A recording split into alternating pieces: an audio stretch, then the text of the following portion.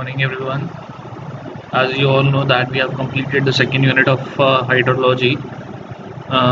So start with a new topic and the new unit, which is divided basically into two parts. The first part is related to runoff. So in this module, we will see the various component like your definition of runoff, portion of runoff. What do you mean? What are the various portions of runoff? What are the runoff process? Surface runoff, factor affecting runoff, runoff cycle, condition of runoff cycle, and summary of rainfall runoff process. Okay. So firstly, if in general definition, if you want to say what do you mean by runoff, is it is nothing but when the precipitation happens. As you all know, whenever rain occurs, some water gets inside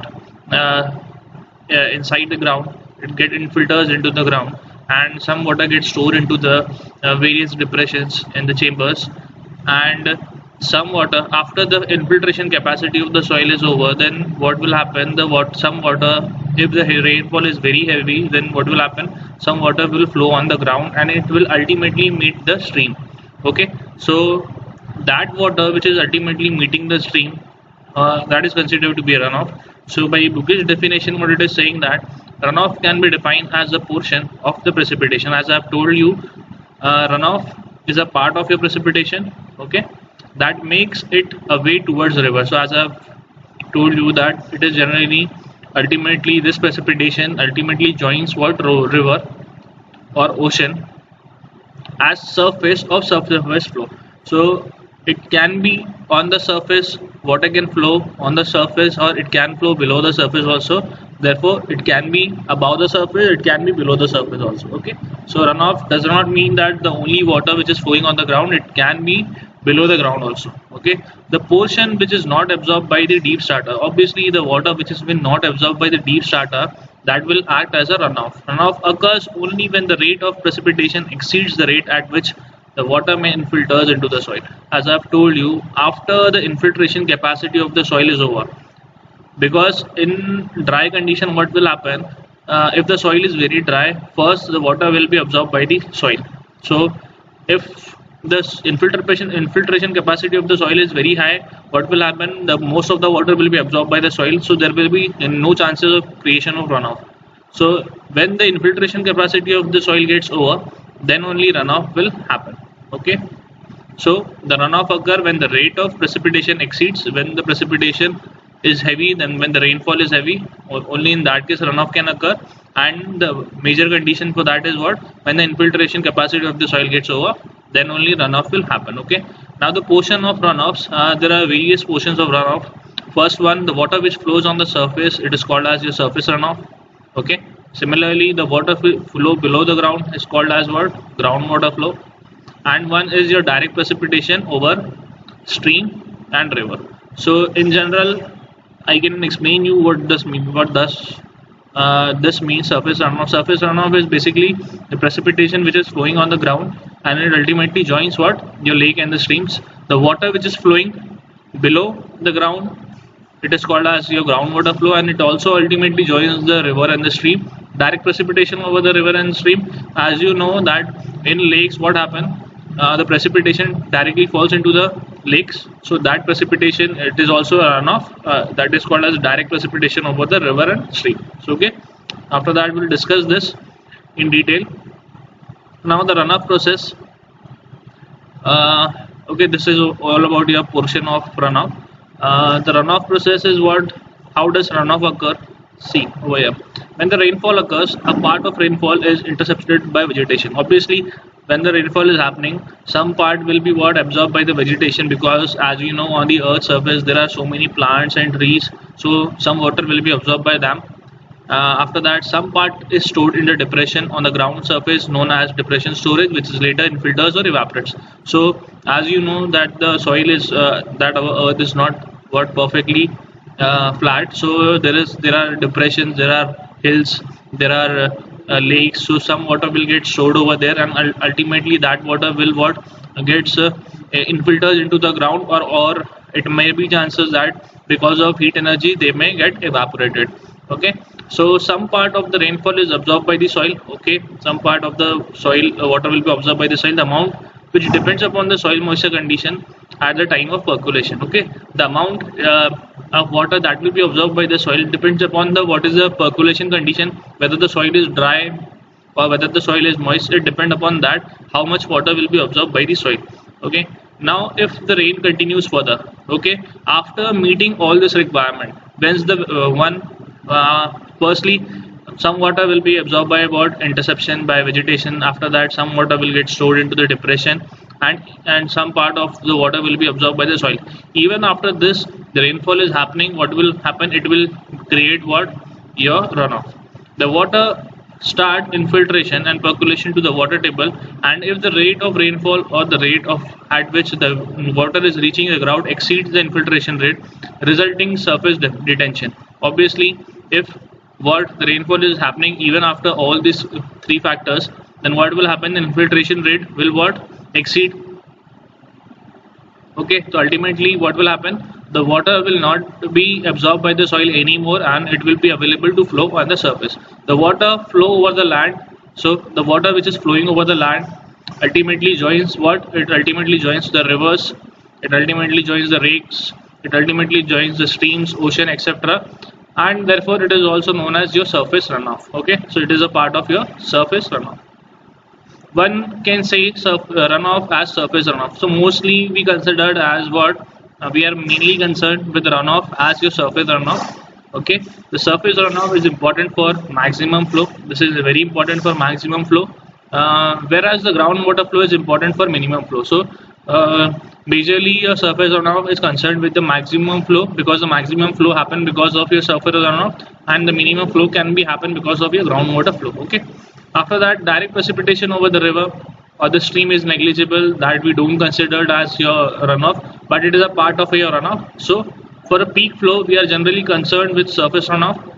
So whenever we consider in some numericals or in certain calculations, we generally consider what? Surface runoff as your main concern, and therefore we can say that the runoff as your surface runoff. So mostly your surface runoff is considered to be the main runoff.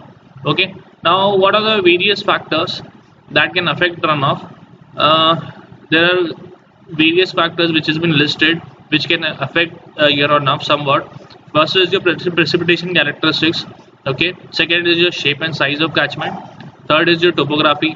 Okay, how is the geological condition over there? What is the meteorological characteristics over there? What are the characters of catchment surface? What is the storage characteristics? Okay, so these are the seven factors which can affect your runoff. So the first part is your precipitation characteristics. So the precipitation characteristics is related to what kind of precipitation is happening. So it is the most important factor, because mainly the runoff is generated because of precipitation. If there is no precipitation, there will be no runoff, obviously. So it is one of the most important factor of runoff. The runoff depends upon the type of storm and its duration which causes precipitation. Obviously, the storm, it depends upon the storm, because if snow is happening, there is very less chances of what happening of runoff.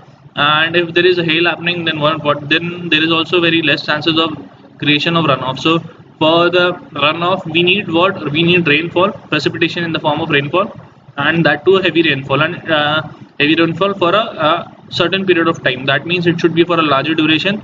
Otherwise, what will happen? It will not create any runoff. So runoff depends upon the type of the storm and its duration. Duration is very important, because more the duration, the more the chances of creation of runoff. Less the duration, less is the chances of creation of runoff. Okay. Now the runoff depends upon the intensity of rainfall. If the intensity of rainfall is less, what will happen? There will be no runoff. And if the intensity is high, there will be what? Obviously there will be more runoff. More rainfall, more will be the runoff. Obviously, if the rainfall intensity is very less, it rains as light shower, then much of the water will be lost in infiltration and evaporation, resulting into less runoff. So if the intensity is very less, what will happen? Most of the water will get infilters into the ground, and some water will be get evaporated. Okay, so there will be less chances of creation of runoff. If precipitation is in the case of snow, then there will be what? Less runoff, as I've told you. So these are the factors which can affect your runoff. So the first factor is your precipitation characteristics. After that, we'll see about the shape and the size of the catchment. The runoff depend upon the size and the shape and the location of the catchment. This is one of the important factor. Generally, more rainfalls on smaller area resulting into greater runoff. Obviously, if the catchment area is less, what will happen? There will be more chances of creation of runoff. If the catchment area is high, what will happen? There will be more area to absorb the water, and there will be what? Less chances of creation of runoff. So generally, for smaller area, runoff chances is more, and for greater area, the runoff chances is less. After that, less runoff in larger catchment area because due to uniform rainfall over the entire area, thus only few tributaries of the streams feed water to the main stream and during a particular storm. So this I will explain you what do you mean by tributaries of the stream and the main stream during the particular storm. This we'll discuss. Now the types of catchment is very important. Based on the shape, they are being classified into the following two, that is your fan shaped catchment and the fern leaf catchment. So the first one is your fan shaped catchment. So as you can see over there, it is somewhat like a resemblance to a figure of a fan. Okay, so this is the mainstream, as you can see, which has been bold color. This is your mainstream, this is the watershed, okay, and this is the tributaries. So what will happen whenever the rainfall happen, this water will get stored into these tributaries and ultimately it will join the mainstream. Okay, all the tributaries are approximately of the same size. In this case, what is happening, fan shaped catchment area, all the tributaries, these tributaries will be same as of the same size. This will be of the same size, this will be of the same size. It resembles in size and shape. Okay, so ultimately what will happen, because of the same size and shape, what will happen, the water will meet the stream at the same time. Greater runoff because peak flood flow from the tributaries are likely to reach the mainstream approximately at the same time. So obviously what will happen, because the water is ultimately reaching this mainstream at the same time, so there will be what, there will be peak flood flow because all the tributaries are joining the stream, and whatever the water will be reaching in the tributaries will ultimately join the stream at the same time. So that will create what, peak flood flow.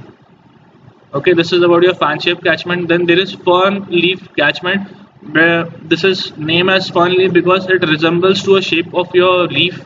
Okay, so this is your mainstream, this is your tributaries. In this case, what is happening, the tributaries are not of the same size and length, so the tributaries are generally of different length and meet the mainstream at regular intervals. So as you can see that they are not joining the stream at same time, they will meet at regular interval.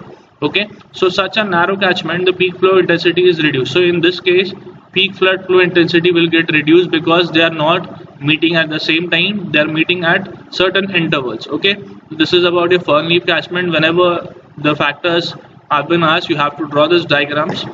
Okay, that is your fan shaped catchment and your fern leaf catchment. After that, the next factor is your topography. So runoff depends upon the surface smoothness and the slope also. If the slope is steep, what will happen, if the ground on which the precipitation is happening, if it is of slope, in its topography is of slope, then what will happen, the water will not retain on that, it will flow from there very quickly. So there will be very less evaporation, so there will be very less evaporation and absorption, and resulting into what, greater runoff. So that will create more runoff in case of a slope. So because the water will not infiltrate into the ground, as well as the evaporation rate will be less because the water is continuously moving. So in case of a slopy area, okay, the chances of runoff is more. So if the catchment area is in the mountainous area or in the windward side of the mountain, then more rainfall resulting into more runoff. So what will happen, if the catchment area is on the mountainous area and on the windward side, the side on which the wind happens and mostly the rainfall happen, then the chances of creation of more runoff, there will be creating more runoff. Okay, this is your next factor, topography. After that, geological characteristics. Geological characteristics also plays a very important role. It is also one of the important factor. It includes that the type of surface soil, subsoil, type of rocks, and their permeability characteristics. Obviously the soil is very important because if the soil absorbs more water, there will be less chances of creation of runoff. And the subsoil also depends upon it also depends upon the subsoil, it also depends upon the rocks which are available and whether they are permeable or not. Okay, if the soil and the subsoil is porous, seepage will be resulting, seepage will be more and resulting reduction of peak flood flow. Obviously, if the soil is very porous, what will happen? It will absorb more and more water, and that is what happening. That will create lesser and lesser runoff. Okay. If the surface is rocky, what will happen? Then the absorption will be nil because the rocks generally do not absorb the water. Okay, so if the rocky surface is there, what will happen? It will not absorb water, and therefore the runoff will be more in case of a rocky surface. Okay, if the rocks have fissures or porous in nature, have lava funnel, water will be lost due to resulting less runoff. Okay, if the rocks are generally having fissures, that means it is having cracks or pores, the water will get inside the pores, and ultimately, and if it is the rocks beneath it is consisting of lava, what will happen? The water will get lost and the runoff will be less. Okay, after that, then the next condition is your meteorological condition or meteorological characteristics. So meteorological characteristics, runoff may also be affected by temperature. Obviously, if the temperature is high, what will happen? The water will get evaporated, so the runoff will be less. If the wind, it depends upon the wind, it depends upon the humidity. If the temperature is low and the ground is saturated, the runoff will be greater. So if the temperature is low, what will create? It will create more and more runoff. Okay, if the ground is saturated, it will create more and more runoff. If the temperature is high, the greater wind velocity give rise to greater evaporation. So if the wind velocity is higher side, it will give result to higher evaporation and resulting into less runoff. Okay, so these are the meteorological factors which can affect runoff somewhat. Okay, after that, the characters of catchment surface. So runoff depends upon the surface condition like drained, undrained, natural or cultivated. Okay, if the surface has no natural drain, then absorption will be more. Obviously, if the surface has no natural drain, it will ultimately what meet the soil and it will get absorbed by the soil. If more area of catchment is cultivated, resulting into less runoff. Okay, if the area on which the precipitation happening, it has been cultivated, so most of the water will be what absorbed by your vegetation, so it will create less runoff. After that, vegetable cover reduces the runoff. Obviously, if in the area where most of the plants are there, what will happen? That will create very less runoff because most of the water will be absorbed by the plant. No vegetable cover, reduction in bigger storm. So these are the factors of character of the catchment surface that will affect your runoff. Okay, now the storage characteristics. This is the last one. The artificial storage such as dam, weirs, etc., and natural storage such as lake, ponds, etc., tend to reduce the peak flow. So obviously, if the area in which precipitation is happening, it has been mostly covered by dams or weirs or lakes and ponds, what will happen? Most of the water will be directly join the stream. Direct precipitation will be happening on the lakes and the pond, and there will be less chances of creation of runoff. They also give rise to greater evaporation losses, obviously, because the dams and the lakes are open to the atmosphere, and the water from there can be easily evaporated. Okay. After that, runoff cycle. Hydrological cycle. It is a part of hydrological cycle. We have discussed hydrological cycle in the first unit. So it is one of the important part of your hydrological cycle. The part between the precipitation from the atmosphere over the land area and its subsequent discharge through the stream channel. Okay. Now the condition of runoff cycle. There are various conditions of runoff cycle. End of the dry period, shortly after beginning of the rainfall, near the end of isolated heavy rainfall, and after the end of rainfall. Now what do you mean by end of the dry periods? So we'll discuss this. At the end of the dry period and just beginning of the heavy rainfall, all the surface and the channel storage gets depleted except from the lakes, reservoir, pond resulting from the previous rain. Obviously it is saying that during the dry period, what is happening just beginning whenever during the summer season, most of your channel or your surface is it is in the dry condition, except your lakes and the rivers and the ponds which has been previously filled because of the previous rain.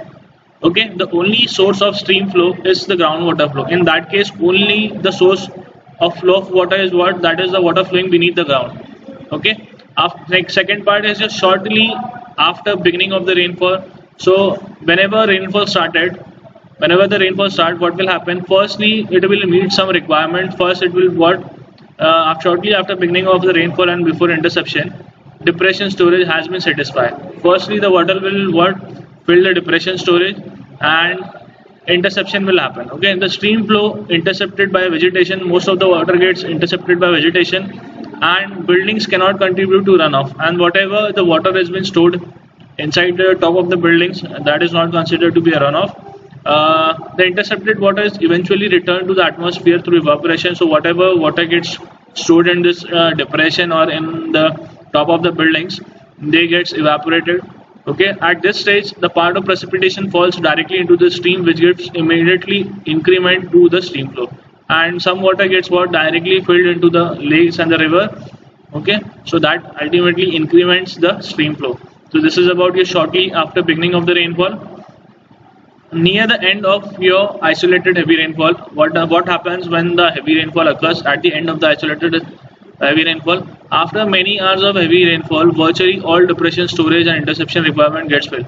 So when all the interception capacity of your plants and all the depression storage has been fully fulfilled, then and after the soil moisture deficiency is also satisfied to the considerable extent, infiltration rate is near the minimum. Okay, now similarly the flow into the field depression is essentially balanced by over the land and flow infiltration.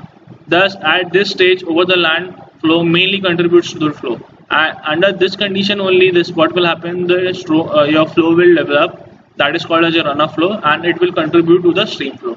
The subsurface flow also contributes to the stream flow. Okay, after the end of the rainfall, what will happen after the end of the rainfall? When the rain and the overland flow stops, the stream flow consists of only base flow and the channel flow. Once the rainfall is over, what will happen? The surface runoff will get over. The stream flow of the base flow of only base flow and the channel flow, channel storage will happen. Okay, evaporation will take place from the soil moisture. So evaporation will happen from the soil moisture.